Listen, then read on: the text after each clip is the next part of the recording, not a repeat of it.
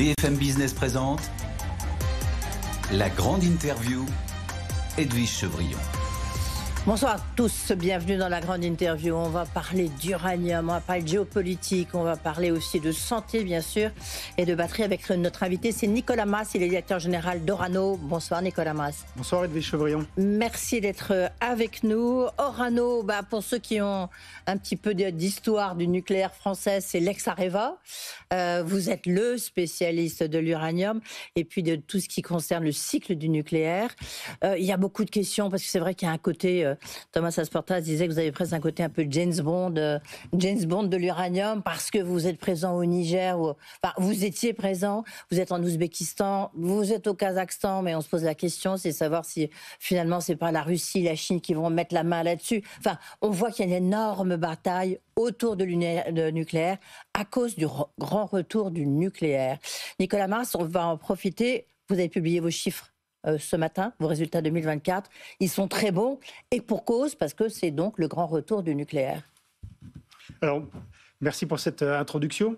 Peut-être avant de rentrer sur les chiffres, qu'est-ce que c'est qu'Orano ? Oui. Orano, c'est la référence mondiale dans le cycle du combustible nucléaire, présent dans 20 pays et sur toutes les activités des matières nucléaires. Donc nous extrayons de l'uranium dans nos mines, nous le purifions, nous l'enrichissons, et puis, nous retraitons les combustibles usés issus des centrales nucléaires en vue de les recycler ou de conditionner les déchets. Les fameux ultimes. déchets nucléaires. Alors, les déchets, pour une partie, c'est ceux qui sont conditionnés et qui auront un jour un CIGEO, mais la majeure partie de cette matière, 96% d'entre elles, est recyclable et d'ores et déjà recyclée. Une ampoule sur 10 dans ce studio est allumée avec du combustible nucléaire recyclé. C'est déjà une réalité aujourd'hui. On travaille d'ailleurs avec notre client EDF pour aller jusqu'à 30% d'ici la fin de la décennie. Et puis, toute la filière nucléaire travaille d'ailleurs pour aller jusqu'à un circuit fermé à la fin du siècle, mais on y reviendra sans doute. Ouais. Et pour Orano, pour finir, peut-être 18 000 collaborateurs, 15 000 en France, 3 000 dans le monde. Et puis, les savoir-faire qu'ont développés ces collaborateurs dans le temps sont aussi mis au service d'activités de diversification, donc pour la santé à travers le nucléaire médical. On va y parler parce qu'il y a un traitement contre le cancer qui est incroyable. C'est devenu une licorne. Vous faites ça avec Sanofi qui a pris 15%. Vous allez nous raconter ça. On va rester d'abord effectivement sur ce côté plutôt sur le nucléaire et sur l'uranium. Juste... plus 23% de chiffre d'affaires quand même, 5 milliards, presque 5 milliards 9. Exactement. C'est énorme, 23%. Pourquoi ? Alors c'est une année qui est exceptionnelle atypique, dans nos résultats. Ouais, atypique, allez. Atypique, merci de votre franchise, Nicolas Mas. Osons-le, exceptionnelle. Mais alors elle est exceptionnelle dans les deux sens du terme exceptionnel. Donc les résultats sont exceptionnellement bons. C'est une réalité. Mais ils bénéficient de façon ponctuelle et massive de contrats que nous avons signés avec des clients japonais. Pour le retour dans le pays japonais des équivalents de radioactivité et de masse contenus dans les combustibles qu'ils nous avaient envoyés. Ce que ça démontre, en tout cas, c'est la valeur créée pour les clients dans ce domaine d'activité. Mais sur le fond, en dehors de cet aspect exceptionnel, sur le fond, nos résultats s'inscrivent dans une dynamique de fond opérationnelle et financière qui est réellement positive. Oui, juste l'uranium, ça représente combien? Les mines, comme dans votre jargon, enfin pas dans votre jargon, ça représente quoi aujourd'hui? Sur le chiffre d'affaires de 5,9 milliards que nous avons publié, les mines, c'est 1,5 milliard. Oui, d'accord. Donc les mines, c'est important pour nous, mais Orano ne se résume pas à ces mines. Non. Et les diversifications, c'est quoi, ça représente combien aujourd'hui? Les diversifications, aujourd'hui, c'est 0% dans notre chiffre d'affaires. Oui. Par contre, c'est en train de se concrétiser et on pourrait dire qu'à l'échéance 2035, ça pourrait représenter 20% de notre activité. Alors, on va parler de la géopolitique de l'uranium, parce que c'est la géopolitique tout court, parce que vous, évidemment, on voit bien s'affrontent la Russie, la Chine. La Russie qui représentait quand même 40%, je crois, de l'extraction d'uranium. Le Kazakhstan représentait 40%. Kazakhstan, 40%. Ah oui, c'est pour dire si c'est le Kazakhstan est vraiment très, très central pour vous, pour nous, pour la France, pour l'Europe, contre la Russie et contre les autres pays. On peut dire ça comme ça. Je ne sais pas si vous avez entendu tout à l'heure le Premier ministre François Bayrou, il a parlé du basculement du monde. Est-ce que vous, qui êtes présent dans combien de pays, vous avez dit vous êtes en Afrique, au Niger, évidemment. On est présent, Orano est présent dans une vingtaine de pays, mais nos activités minières sont présentes dans une dizaine de pays. Ouais. Mais il y a des pays clés. Comment est-ce que vous voyez ce qui se passe là? Est-ce que vous êtes inquiet lorsque vous voyez ce basculement du monde, pour reprendre l'expression de François Bayrou? Alors, le monde est certainement en train de devenir un peu plus incertain, mais Orano, depuis des années, et puis Areva, du temps d'Areva, poursuit une logique de diversification de ses approvisionnements afin de ne dépendre d'aucun pays en particulier. Et donc, nous avons aujourd'hui des activités d'exploitation au Canada, au Kazakhstan. Nous étions au Niger, on discutera peut-être du statut du Niger. Bien sûr. Mais également, nous développons des projets en Mongolie, en Ouzbékistan, au Canada, en Namibie. Finalement, notre mission, c'est de garantir l'approvisionnement de la France en partie, mais celui de nos autres clients électriciens nucléaires ailleurs dans le monde, au Japon, aux États-Unis. Et pour leur garantir cet approvisionnement, nous diversifions nos origines. Alors, on va reprendre là déjà où vous êtes, parce que le Niger, vous êtes très très présent, historiquement présent, très présent. Vous avez, je crois, encore 1000 tonnes d'uranium qui sont encore au Niger. Et vous avez été, alors on dit quoi, exproprié. Où est-ce que vous en êtes sur le plan juridique? Est-ce que... Alors, au Niger, on a une présence effectivement qui date du tout début des années 70, 50 années d'amitié avec les collègues nigériens, d'opérations là-bas, de soutien aux communautés locales, et ça sur des décennies. La situation actuelle, c'est que nous avons encore 800 salariés là-bas. Tous nos collègues nigériens qui sont là-bas travaillent dans les mines, et même si la junte nous dénie le droit d'exporter nos produits et interfère avec nos opérations, ce qui a conduit à constater la perte de contrôle opérationnel, la réalité, c'est qu'on en est encore actionnaire. Vous êtes encore actionnaire? On est encore actionnaire. Par contre, effectivement, nous avons perdu nos droits d'exploitation sur Imo-Arène, qui est la mine en projet, et puis nous avons perdu le contrôle opérationnel de ces opérations, ce que nous challengeons en arbitrage international. Il y a une chance ou pas? Parce qu'à l'arbitrage international, aujourd'hui, on se dit que, bon, c'est compliqué. En fait, il y a une chance. Je suis convaincu que ces mines auront un futur. Est-ce que le futur ressemblera au passé? Je n'en sais rien. Mais notre souhait le plus profond, c'est que ce futur se discute avec nous. Et ces arbitrages internationaux visent le Niger, mais visent évidemment n'importe quelle autre personne qui voudrait essayer de définir un futur pour ces mines. Oui. Est-ce que vous avez été évincé, éjecté et avec violence? Est-ce que vous l'avez été parce que vous êtes français? Oui. Je pense que la situation au Niger est quelque chose qui dépasse juste Orano. En fait, vous voyez, absolument. Et vous voyez que c'est un courant qui se passe dans l'ensemble des pays du Sahel en ce moment. Oui. Il se trouve qu'on est français, mais des Canadiens ont perdu leur permis au Niger, des Canadiens, des Australiens, des Sud-Africains ont perdu leur permis au Mali et au Burkina Faso. Je pense qu'il y a une tendance de fond dans cette partie du monde dont nous faisons les frais, mais qui n'est pas spécifiquement dirigée vers Orano. Est-ce qu'il y a des discussions en ce moment ou pas du tout? Non, à notre grande tristesse, depuis le coup d'État, nous n'avons eu aucune discussion avec la junte. Nous avons essayé par plusieurs canaux, nous avons essayé de leur proposer. Ils ont toujours refusé le dialogue. C'est ce qui nous a conduit à partir en justice, aller en arbitrage international, faute de pouvoir discuter un futur pour ce site. La réponse est quand? Alors la réponse, c'est le cours de la justice. Oui. Non, je pense que ce sera des questions de mois ou d'années, difficile à dire pour le moment. Oui. Et vous pourriez retourner là-bas juste pour l'exploitation en abandonnant le fait d'être actionnaire de la mine? Le futur ressemblera sans doute pas au passé, mais surtout ce que nous faisons, c'est que maintenant nous avons la situation nigérienne à gérer, c'est ce que nous faisons, et nous nous projetons délibérément vers l'avenir, et c'est ainsi qu'on développe nos projets mongols, ouzbeks, et tous les autres projets qui nous permettent d'avancer. Bien sûr, on va parler de Mongolie, parce que ça, c'est ce qui va vous permettre peut-être de prendre le relais, mais là, il y a encore 1000 tonnes d'uranium là-bas. Oui. Que vous avez fait une croix dessus? Alors, dans nos comptes, et dans les comptes que nous venons de publier, nous avons effectivement fait une croix financièrement sur cet uranium. En revanche, dans les procédures d'arbitrage que nous lançons, nous nous réservons le droit de poursuivre toute personne qui voudrait nous dénier nos droits d'enlèvement. Ça, c'est une réalité. Sur cet uranium, ce qu'il faut comprendre dans le monde de la mine, c'est qu'un tiers de cet uranium appartient à l'État du Niger, dans tous les cas, puisqu'ils sont co-actionnaires de ces sociétés à hauteur d'un tiers. Oui. Mais donc financièrement, on a fait une croix dessus, et puis on se concentre maintenant vers les autres projets, que ce soit l'Ouzbékistan, la Mongolie, pour continuer à avancer. Alors, on va parler de Mongolie en dernier, parce que c'est l'accord que vous venez de signer, c'est le grand accord. C'était juste avant Noël, enfin c'était à l'automne.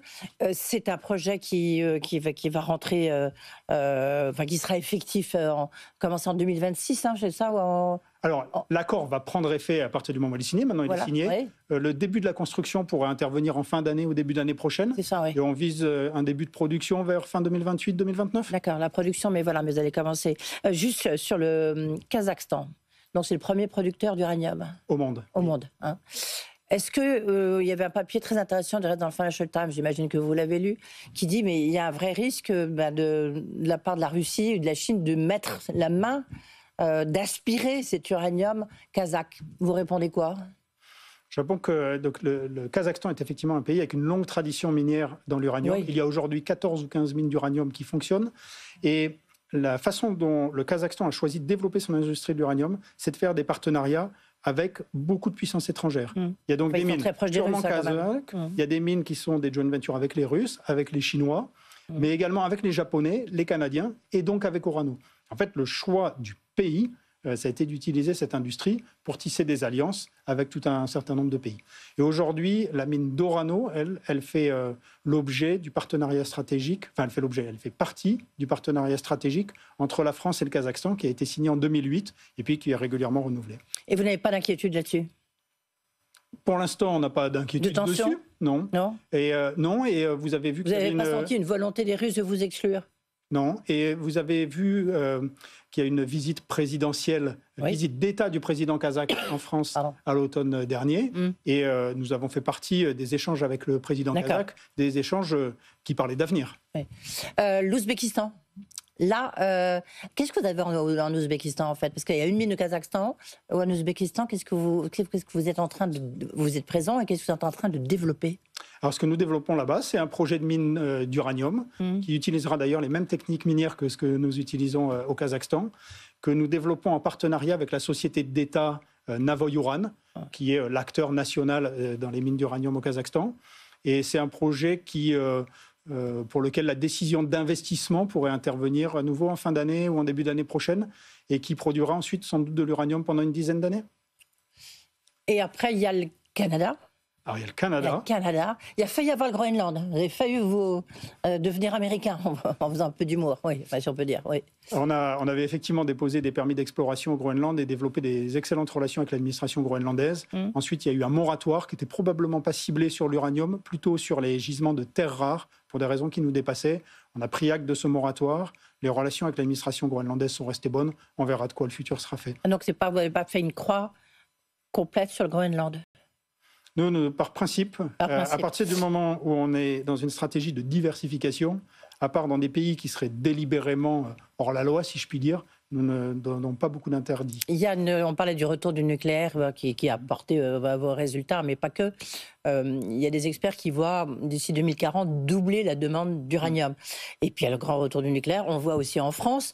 Est-ce que d'abord, vous êtes d'accord avec cette perspective ? Et est-ce que la demande est donc de plus en plus forte et la concurrence de plus en plus agressive, violente ? Je pense que maintenant, la plupart des citoyens de cette planète sont convaincus du sujet climatique et du besoin de décarboner. Et décarboner, fondamentalement, décarboner le secteur de l'énergie, ça veut dire électrifier avec une électricité décarbonée. Et cette électricité décarbonée, elle est faite d'un mix d'hydraulique, quand on a la chance de l'avoir, les renouvelables et le nucléaire pour faire la base. Les pays qui n'ont pas une base qui puisse venir du nucléaire le font avec des énergies fossiles, mais dans ce cas-là, ils ne décarbonent pas. Donc ça appelle à un développement du nucléaire et donc de la consommation d'uranium. Et s'il y a triplement du nucléaire, il y a triplement de la consommation d'uranium. Est-ce qu'on va manquer d'uranium ? En réalité, non. Pas dans un futur visible, pas dans du moyen terme. C'est un élément vraiment présent à la surface de la Terre. C'est combien la production d'uranium aujourd'hui ? L'uranium, c'est 1000 fois plus abondant que l'or sur Terre. Donc l'or est une matière rare, l'uranium 1000 fois plus présent n'est pas une matière rare. Ce qui est un petit peu plus rare, c'est les endroits où il s'est concentré, avec des niveaux de concentration qui font qu'il est exploitable à bas prix, de façon très compétitive. Mais si les besoins d'uranium montent un peu, sans doute le prix montera un petit peu, ce qui permettra de financer de la nouvelle exploration ou des nouvelles mines et de remettre de l'uranium sur le marché. Ça, c'est vrai pour l'année prochaine, la décennie qui vient, les décennies qui viennent. En fin du siècle, c'est difficile de prévoir jusque-là. Et du coup, la stratégie qu'a pris la France, c'est de développer une stratégie dite du cycle fermé, dans lequel on réutilisera les combustibles usés des centrales nucléaires pour les recycler, ce que nous faisons dans nos usines de La Hague et de Mélox, et puis utiliser des stocks d'uranium appauvri présents sur le territoire. En fait, en faisant ça, nous aurons sur le territoire toutes les matières dont nous avons besoin. Pour faire face toutes les matières dont nous aurons besoin, nous ne dépendrons plus des mines. Et ça, à la fin du siècle. À la fin du Mais y siècle. compris avec, si on y arrive un jour, nos 6 EPR supplémentaires, nos SMR que veulent construire les uns les autres. Parce qu'en plus, l'intelligence artificielle, on voit bien que ça demande.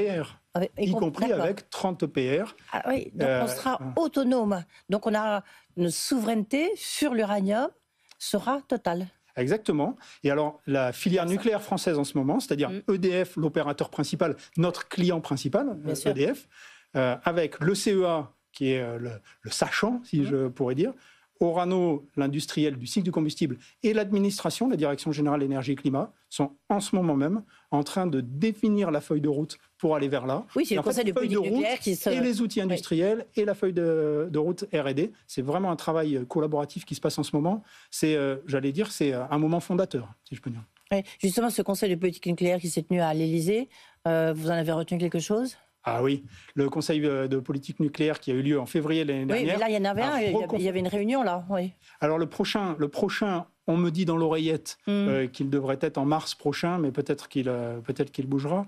Mais surtout, le dernier, en fait, a donné l'impulsion politique pour continuer la politique française de traitement-recyclage des combustibles dans la perspective du cycle fermé, ce que j'expliquais tout à l'heure, dans la perspective de ne plus dépendre de mines dans quelques années.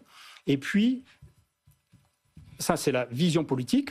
À charge pour nous, industriels, de proposer les outils au pays pour le faire. Et c'est ce qu'est venu annoncer Bruno Le Maire sur le site de La Hague en mars l'année dernière. Avec chez nous, dans nos usines, l'extension des durées de vie des usines existantes et puis le renouvellement de ces usines. Est-ce que, en même temps, est-ce que c'est... Parce qu'il faut les financer. Vous avez dans votre oreillette, est-ce qu'on vous dit comment on va arriver à financer les 60 milliards qu'il faudrait rien que pour les EPR ? Alors, les 60 milliards pour financer les EPR, il faudra un jour que vous invitiez Luc Raymond, le directeur d'EDF. Non, mais est-ce qu'on n'a pas pris un retard pour vous, parce que vous, ça en dépend. Il y a la décision... En fait, la décision, quand vous réfléchissez, l'impulsion politique est donnée en février l'année dernière. Bruno Le Maire l'annonce en mars. Ça fait moins d'1 an. Depuis 1 an, c'est quand même pas. Mais normalement, long. On devrait en savoir un peu plus là. Ah oui, alors en ce moment, les groupes de travail sont extrêmement intenses. On a des discussions toutes les semaines avec l'administration, tous les jours avec EDF, pour définir le schéma de financement pour ces usines. On pourrait se dire 2 horizons de temps. Un horizon de temps très court qui ne représente pas des gros montants, qui est pour mettre en place la structure de programme, lancer les études, puis un deuxième horizon de temps un petit peu plus lointain, dans lequel les gros chantiers vont attaquer et pour lesquels, effectivement, il faudra mettre en place le financement. Donc vous dites, pour l'instant, à vos yeux, Nicolas Mas, il n'y a pas de retard. Sur le programme de renouvellement des usines du cycle, non, il n'y a pas de retard. D'accord. Et sur la construction, mais sur la construction. Et sur la construction des réacteurs. Oui. Sur la construction, des réacteurs, c'est un scoop que vous nous donnez, oui. Non, sur la construction des usines de traitement recyclage, à ce stade, il n'y a pas de retard. Alors, il faut se donner les échéances de temps. Donc, décision en mars de l'année dernière. On travaille pour avoir les premiers ateliers en 2040. Oui, il nous reste quand même 15 ans pour y travailler. Et la structure de programme est en place maintenant. Le financement se met en place. Les petits travaux de R&D qu'il faut faire avec sont en train d'être définis. C'est vraiment un moment fondateur. Rapidement, parce qu'on est passé trop rapidement, mais il y a encore toute votre diversification, c'est aussi très important. Alors, en Mongolie, vous avez donné un peu là l'échéancier. Qu'est-ce que ça représente ? C'est un énorme contrat que vous avez signé en Mongolie. Alors, ce que nous avons signé en Mongolie, c'est ce qu'on appelle un accord d'investissement. Oui. C'est-à-dire c'est ce qui va définir le cadre juridique, fiscal, dans lequel, et de financement dans lequel notre projet va se dérouler. Pour se donner un ordre d'idée sur la taille de ce projet... Oui, moi je dis contrat parce que c'est un projet... En fait, l'uranium contenu dans ce gisement, il est suffisant pour alimenter le parc français pendant 13 ans, par exemple. Donc c'est quelque chose de très, très, très significatif. Il représente plus que tout l'uranium qui a été exploité en France des années 50 aux années 2000. Donc c'est vraiment un gisement, on pourrait dire, de taille mondiale. Nous comptons l'exploiter sur une période qui durera une trentaine d'années, probablement à partir de 2028-2029, pour une trentaine d'années, et ce sera suivi par la réhabilitation. Point important pour être souligné, parce que parfois on dit oui, les matières premières, c'est opaque, c'est obscur. Cet accord d'investissement, il a été présenté au Parlement mongol, et les députés mongols ont voté en faveur de cet accord à 79,3%. C'est un projet stratégique pour la Mongolie comme pour nous. Oui, mais vous savez, entendez comme moi la petite musique qui dit aussi que la Mongolie est en train complètement d'être ouverte partout, parce qu'il y a des accords de mine. Enfin, vous avez parlé de réhabilitation. Comment est-ce qu'aujourd'hui, il y a une prise en compte quand même d'une donnée écologique, d'une réhabilitation écologique? Oui, et c'est, je dirais, une des forces d'Orano, et ça fait partie de notre éthique et de notre image de marque. Quels que soient les pays dans lesquels nous opérons, en fin de vie, nous réhabilitons ces sites. Vous le savez peut-être ou pas, mais en France, il y a 240 anciens sites miniers d'uranium qui ont été réhabilités par Orano. Vous n'en entendez jamais parler, parce que ça a été réhabilité avec des excellents standards. On entend parler du traitement des déchets. Et puis on vient de retransférer au gouvernement canadien une mine canadienne que nous avions exploitée des années 70 aux années 2000, qui a été complètement réhabilitée. Même chose au Gabon. Et puis en fait, au Niger, l'une de nos mines s'est arrêtée en 2021. On s'est immédiatement lancé dans des travaux de réhabilitation. C'est des budgets de 150 millions d'euros quand même, mais que nous mettons là. Juste un point sur les déchets, parce que vous évacuez toujours un tout petit peu la question, mais est-ce qu'un jour on arrivera à ne plus avoir de déchets en fait, nucléaires? Ce qu'il faut réaliser, c'est qu'il y a deux choses qui sont des centrales. Il y a du combustible usé. Dans ce combustible usé, 96% de la matière est recyclable, déjà réutilisée en partie, puis contribuera à la vision de circuits fermés dont je parlais tout à l'heure. Et puis ensuite, vous avez 4% de déchets ultimes qui, eux, ne sont pas recyclés. Vous auriez une voie technique de R&D qui est étudiée en ce moment, qui permettrait peut-être de rebrûler ou de détruire ces déchets. Ce n'est pas une technologie disponible aujourd'hui, il y a des recherches. Le reste, pour le moment, ce qui est fait, c'est que c'est vitrifié, donc mis dans une matrice de verre, et c'est ce qui ira à Cigéo dans la Marne quand ce centre sera ouvert. Mais regardons les choses, la réalité. La quantité de ces déchets ultimes, c'est une pièce de 20 centimes par Français et par an. Une pièce de 20 centimes. Honnêtement, et je les connais les ingénieurs, je pense qu'on peut faire confiance aux ingénieurs pour stocker proprement, dans des conditions sûres, l'équivalent d'une pièce de 20 centimes par Français. Et passer ensuite à la pièce de 10 centimes, voire d'1 centime. Exactement. Voilà. Diversification, ça c'est un point important. Je sais que pour vous, parce que vous avez lancé ça, deux choses. La batterie. Alors, la batterie, c'était avec Stellantis. Là, vous avez fait là encore décidément une croix dessus, mais vous avez des nouveaux projets importants. Mais je voudrais qu'on parle de Orano Med que vous avez lancé et qui est devenue une licorne et que vous avez lancé avec Sanofi, qui a pris 15%. Et en fait, c'est le traitement du cancer avec du plomb 212. Donc, traitement nucléaire. Expliquez-nous pourquoi c'est si important et pourquoi ça risque de révolutionner le traitement du cancer. Alors, ce que nous faisons, c'est que nous développons effectivement des traitements pour les cancers, aujourd'hui plutôt du système digestif, pour lesquels il existe peu d'alternatives thérapeutiques vraiment crédibles. Le principe utilisé, c'est celui de la radiothérapie, donc des rayonnements. Mais à la différence de la radiothérapie qu'on connaît, j'allais dire, qui est appliquée par l'extérieur, là, ce que nous faisons, c'est que nous amenons l'élément actif à l'intérieur du corps, sur la cellule cancéreuse, et c'est quand il est là qu'il émet son rayonnement radioactif, détruit la cellule cancéreuse. Ça permet un ciblage extrêmement précis, et donc ça détruit vraiment la cellule cancéreuse, mais sans faire de dommages collatéraux sur les cellules saines autour. C'est vraiment quelque chose de révolutionnaire. Et c'est déjà, ça marche parce que là vous avez mis au point, est-ce qu'on s'en sert déjà? Alors, il existe sur le marché quelques solutions de radiothérapie qui sont internes vectorisées, c'est ce que nous développons, qui sont faites avec des isotopes différents d'une autre. Ils font de la bêta-thérapie, nous faisons de l'alpha-thérapie, qui a l'avantage d'être plus puissante et donc de mieux détruire les cellules cancéreuses. Nous avons fait les essais précliniques, la phase 1, la phase 2 de tests. Ça veut dire qu'on a fait les tests sur les humains et que les résultats sont bons. Ils sont tellement bons que les autorités américaines ont décrété que nous avions fait une percée thérapeutique, rien de moins que ça, une percée thérapeutique. Et maintenant, nous nous lançons dans les essais à grande échelle pour vérifier qu'il n'y a pas d'effet secondaire. Mais les résultats sont suffisamment prometteurs pour que, probablement, au cours de cette phase 3, nous aurons l'autorisation de mise sur le marché. Et cette phase 3, nous l'avons lancée aux États-Unis au début. Cette phase 3, nous l'avons lancée aux États-Unis, mais nous la lançons immédiatement ensuite en Europe, de façon à pouvoir accélérer la mise à disposition de ce médicament. La force d'Orano dedans, ça a été de développer ce médicament et d'avoir tout l'outil industriel qui est en construction aujourd'hui pour produire ce médicament. Ça sera pour quand, ça? Alors, nous avons posé l'année dernière les premières pierres du laboratoire à Valenciennes et de la grosse usine dans le Limousin. Ouais. Nous avons un laboratoire qui est sur le point d'être démarré aux États-Unis. L'ensemble de ce dispositif industriel sera prêt en 2027. D'accord. Les batteries, donc un mot, ça c'était dans le nord, dans la zone de Dunkerque, vous connaissez bien. Il Il y avait un projet donc avec Stellantis, ça a été abandonné. Maintenant, vous avez 2 autres projets. Alors quel type de batterie? Donc, nous sommes reposés la question de nos savoir-faire fondamentaux. Nos savoir-faire fondamentaux, c'est la transformation des matières. La transformation, l'extraction des matières, le recyclage, ce que nous faisons déjà avec les combustibles nucléaires. Et donc, nous nous sommes dit, les batteries de véhicules électriques ont beaucoup de métaux d'intérêt, serions-nous capables de les recycler? Et on a développé, d'abord avec le CEA, puis en interne, des techniques pour pouvoir extraire ces métaux des batteries usées et pouvoir les recycler. Nous avons d'abord travaillé avec Stellantis, vous avez raison, pour faire une JV dans le recyclage. Elle n'est pas allée au bout, mais la semaine d'après la fin des discussions, nous avons réamorcé des discussions avec d'autres acteurs européens. Donc notre projet continue à progresser. Ça, c'est l'un de nos projets dans le recyclage.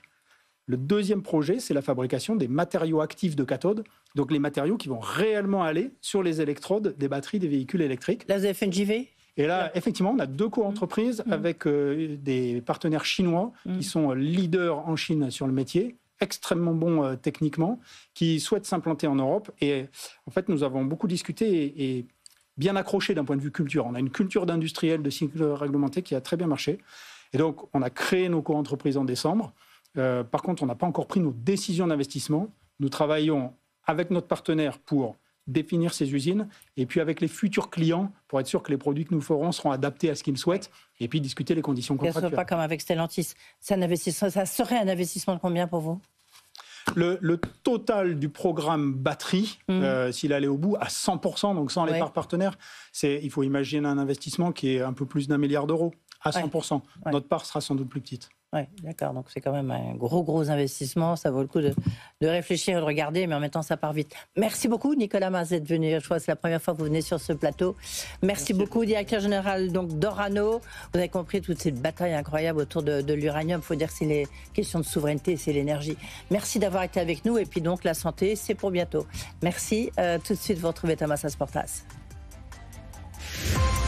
La grande interview sur BFM Business.